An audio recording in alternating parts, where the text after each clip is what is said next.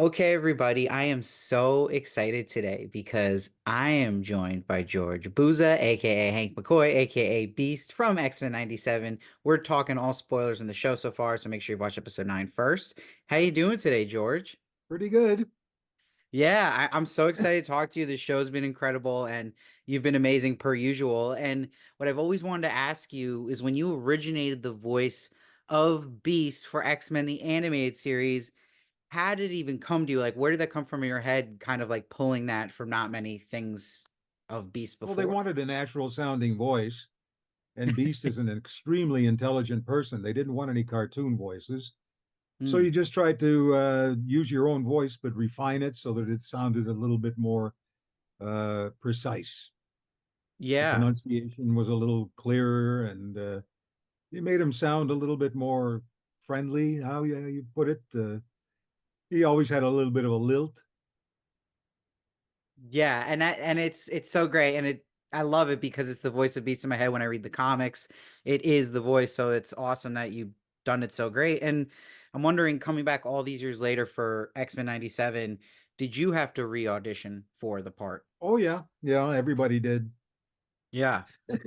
I guess in part to show that we hadn't turned into old geezers or whatever, and we still were in control of our faculties and our voices. Yeah. No, for sure. And it sounds great still. And is it wild for you compared to the 90s seeing the show now where you're getting to see all these reactions online and seeing all this praise right at your Oh yeah, it's fingertips? vastly different. We had no idea back in the '90s that the show was even doing well, let alone as well as it was. We just waited for our renewal notice and said, "Oh, gee, I guess we must have hit the target, so we're back for another season." But we had no idea that there were tons and tons of letters from fans piling up in the hallways at Saban and Fox, and they kept that completely a secret from us. I mean, here Yeah. you can't keep secrets because everything is online. People know more about things than you do. Holy mackerel! How do they find out? I don't even know. Yes. Yeah, exactly. No, and I mean it's knocking it out of the park. And is it interesting too? Because I want your opinion on this because I feel this way that sometimes Beast is almost underappreciated, doesn't get enough respect. How do you feel about that? Oh well, nobody. To quote Rodney Dangerfield, I can't get no respect. You know, but he's Beast is kind of the voice of reason in a very violent society. Yeah, no, I think That's his that's role, and yeah. a lot of times that's the voice that gets listened to last. Yeah, you're right. That's a great answer. And he's come up with so many great solutions and ideas, even in 97, like he did in the original show. So I felt like it's honored that so well. For you, do you have a favorite moment or line from the Beast so far in X-Men 97? Well, not really. They're all great lines. I mean, I've reprised a few of my classics. Uh, the understated remark when he opens the elevator door and there's this huge monster there, and his whole reaction is, "Oh dear." I love hearing it. Most people would go absolutely berserk. And Yeah. he's also, used his "Oh my stars and garters" when he sees something that's fascinating, and so a lot of his cliched comments are back, Yeah, and that's I think what makes and it they're so pulling new special. quotes Yeah. out of the classics as well. Well, It's that always a treat to run up against one. yeah, so I was going to ask you about that with the quotes from the original and this. Did you kind of ever suggest a quote or get a say in what quote he might No, do? never. No, that's all up to the writers. They've even made Yeah. up quotes. I was told that by Julia and Eric that a couple of the quotes for all purposes were completely fabricated.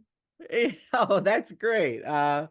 Yeah, and in this season too, I love the Mr. Rogers one that came in. Yes, I like that one. Yeah, that I was like that a awesome. lot. Would you like to see eventually his old love interest Carly Crocker come back, or is right now he like got all the hots for Trish Tilby? Well, we really don't know where that's going to go.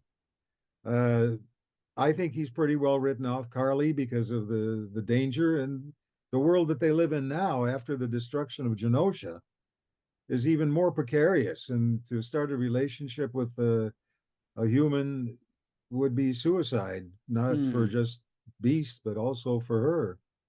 Yeah, no, for So it's sure. that was the reason that he had to let her go, was because it was far too dangerous. And his love for her meant that he wanted her to survive and not be a liability on her life. Yeah, no, totally true. I think I just missed that character, and it was such a good relationship. But you're Everybody right. wants to have episodes like that where they get to emote and do all kinds of neat things rather than just spout scientific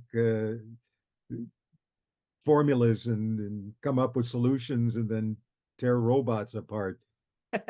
It's always No. nice to have one of those episodes. Yeah.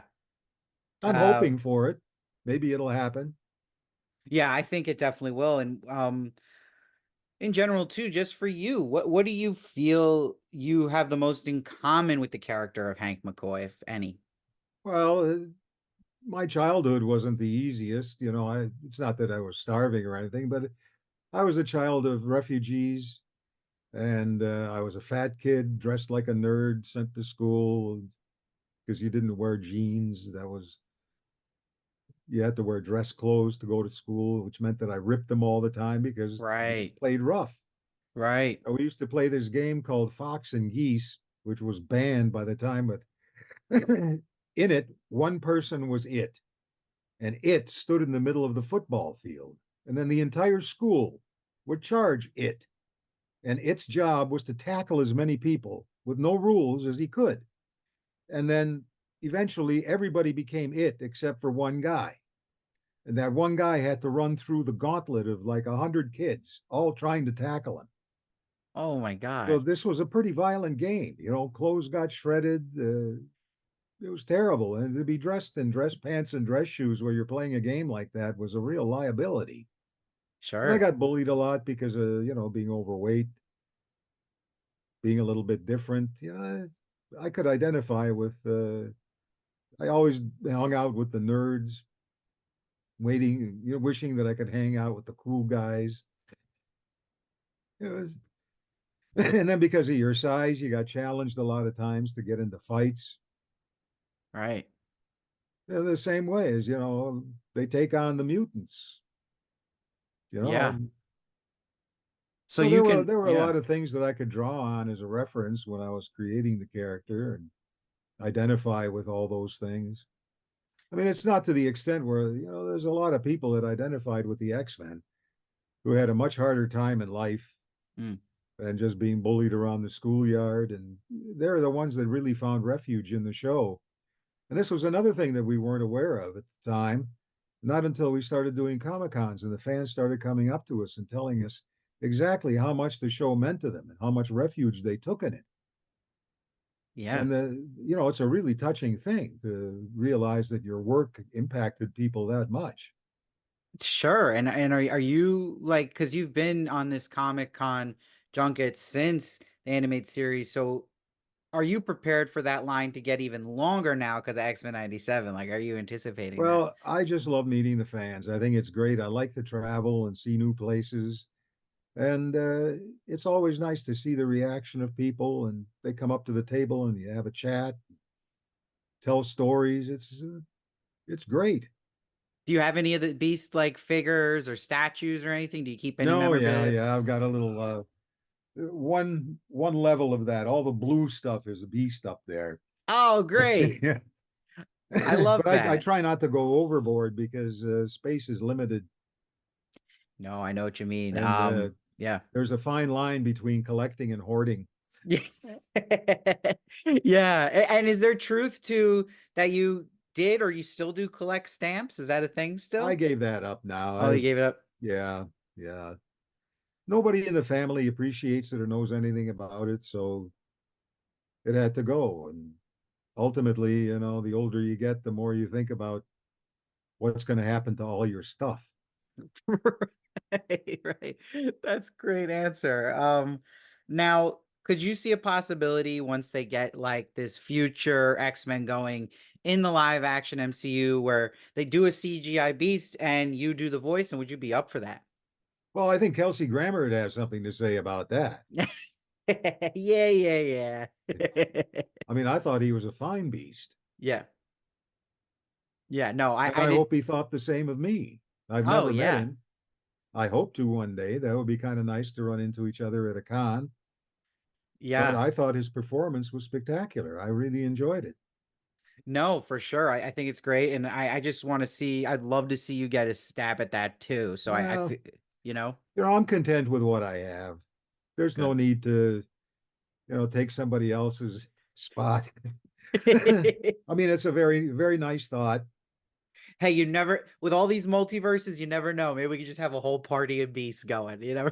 Well, I'll tell you, there's some cons that I've gone to where there was a party of beasts. There were quite a few Oh, people that painted themselves blue and pasted on the hair, went the whole 9 yards. oh, yeah.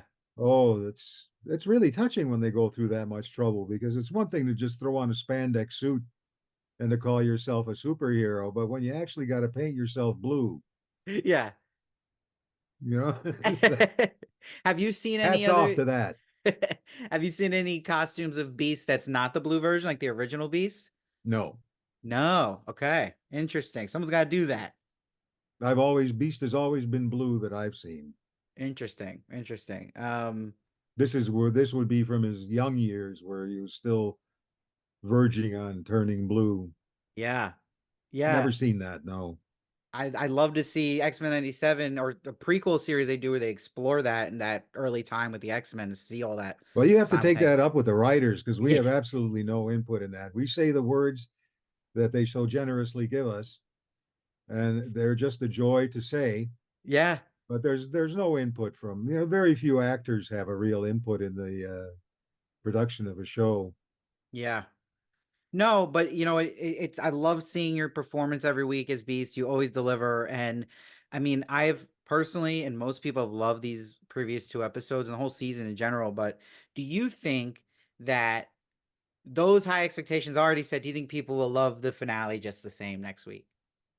Well, I really don't know because I haven't seen it, and quite Oh, frankly, I can't remember it. do you There's a good out. I don't remember. do you stay up to watch it, or what is your like No, it regiment? streams now. You don't have to stay up anymore. I can just log on any Wednesday and it comes on, and I'm now caught up. I have one more episode to watch because I missed last Wednesday's, Oh, which was number 9. yeah, But yeah, there's going to be a watch party with the cast next Wednesday for our awesome. finale party on Zoom. Oh, that's great. So that'll be neat because I haven't met any of the well, not I've met AJ and I've met Matthew, but the rest of the cast I haven't had a chance to meet yet. So that'll be a good opportunity to say hi and Yeah, get to I'm know who they excited. are. Yeah, I'm excited for you. I'm excited for everyone to see this finale. I can't wait to watch it. George, thank you for joining me today. And everyone, keep watching George Crush It and X-Men 97 on Disney Well, Plus and thank you check out very the animated much. series. Thanks, George. Have a All great right. day. Thanks, Steve.